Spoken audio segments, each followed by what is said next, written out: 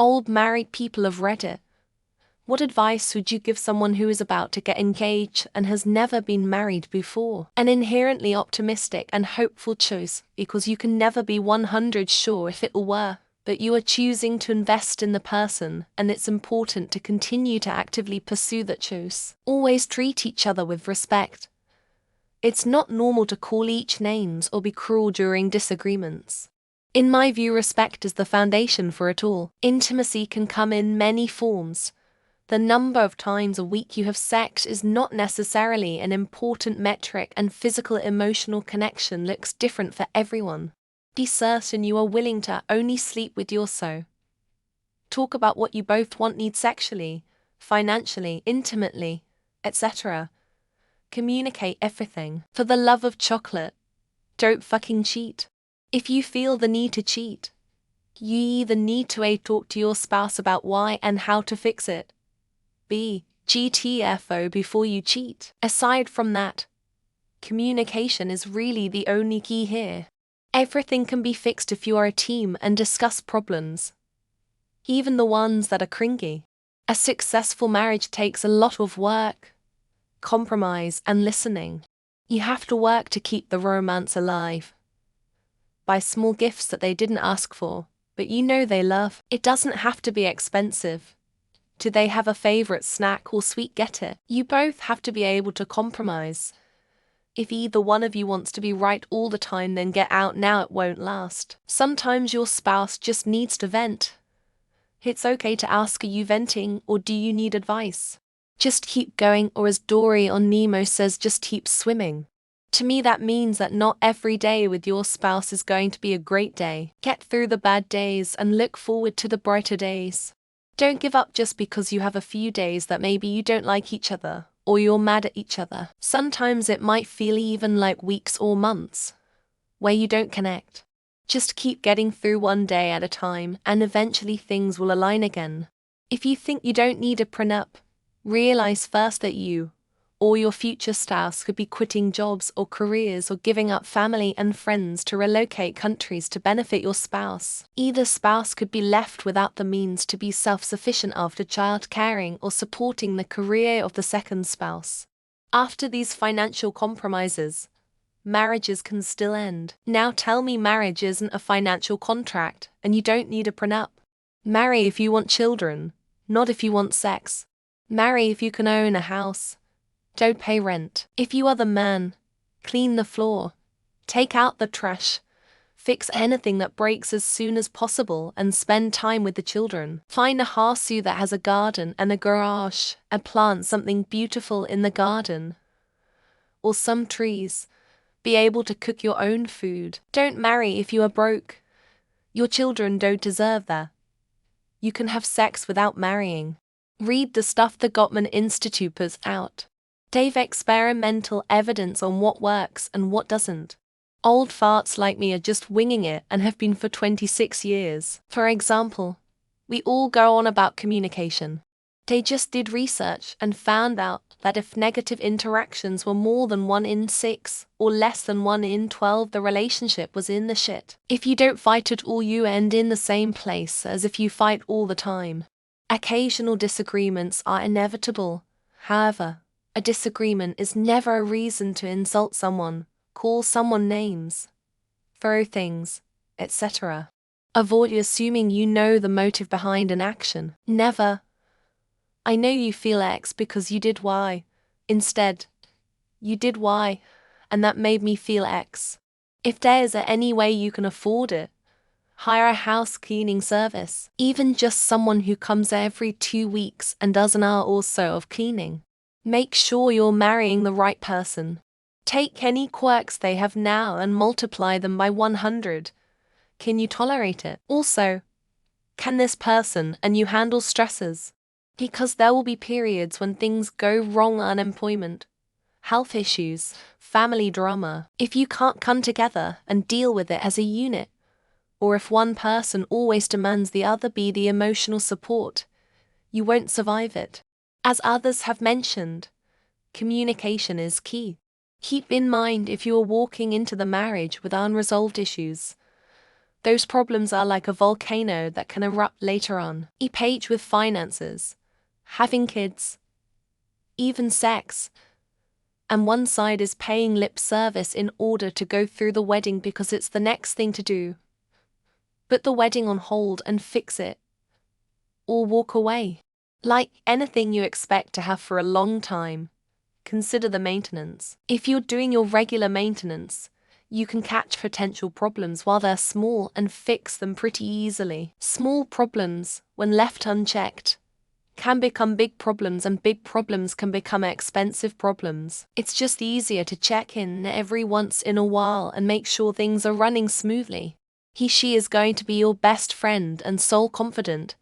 It will be you two against the world. Remember this and be exclusive against all others, and you two can have a lifetime of happiness. When I say exclusive, I mean emotionally, and not specifically about sex, because straying is something that may or may not happen, and it is not that important. Keep your soul counsel with each other.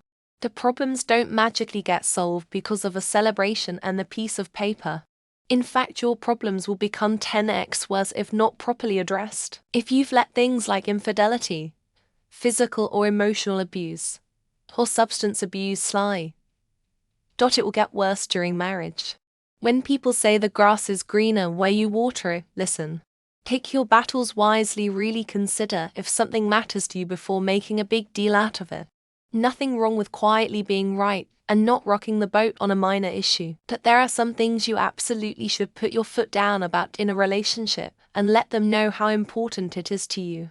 If you haven't had all the hard conversations several times already to get everyone on the same page, don't get married. I'm talking about stuff like, do you want kids, life goals, politics, responsibilities around the house, sharing finances, etc. Also revisit these topics every few years because people can change. Make sure you're marrying the person as they are right now, not the person you hope they grow into. This mainly applies to flaws. On the flip side, make sure the things that make you want to marry them right now aren't things that would obviously change with time. Like appearance. This mainly applies to positives. Marry a sexually compatible person. Be honest about your expectations and have an open line of communication about it all. Even the difficult conversations. It doesn't matter what floats your boat in the bedroom, or if you're asexual. But find a person who matches that energy, or things will go badly. Don't get married on a major statutory holiday weekend. We thought it would be great since everyone had extra time off for the wedding. It's so expensive to travel. Our anniversary is at the end of May. It makes the weekends on either side line up with Memorial Day in the US or Victoria Day in Canada. How long have they been together? Because if they've been living together for a couple of years, then they're probably in a better, more healthy position for a marriage. But if it's a new relationship, then let the engagement roll for a couple of years. What's the rush? See if they cohabitate well. Give 60 and hope to get 40 in a good relationship. Both people will be doing this. Give your SO the benefit of the doubt.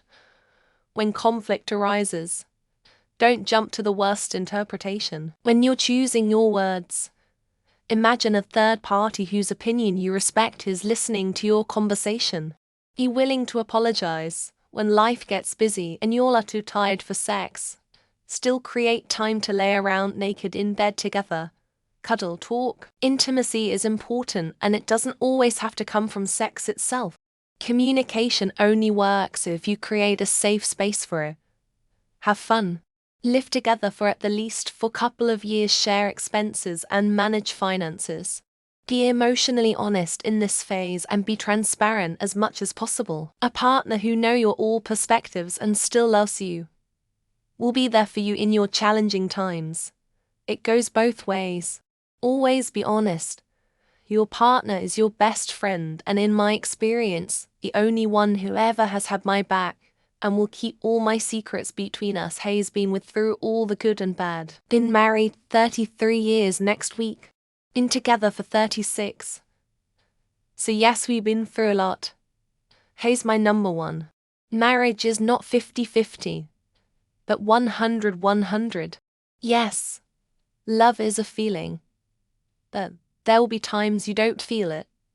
So always practice love in actions. Love is a verb, after all. By always practicing it, you'll get through those times where you're not always feeling it, and the other side is even better. My short list after 25 years of marriage. 1. Respect. 2. Compromise. 3. Seek counseling when necessary, individual and or couples. 4. You must 100 be partners and have each other's back. 5. Never stop dating your spouse. 6. Have your own interests and friends. Be careful what you give up when getting married. You may not get it back. This can be good or bad. Just be sure to protect the things that you love and love to do so you remain yourself. If your partner wants you to give up something, be very wary. Talk if you have issues, if you feel unsatisfied. Don't go to friends or on the internet. Learn to communicate respectfully and honestly with each other, and learn to listen and hear each other. That's really not as easy as it might sound. Someone once told me, when you get married, your wife becomes your family, and your family turns into your relatives. That really helped me chill out at family get-togethers, knowing we had each other's backs and were our own team. If the partnership isn't stronger than both individuals, it's doomed to fail. Make sure you support one another and work hard on building a life together that is bigger than you both, and something you couldn't do individually.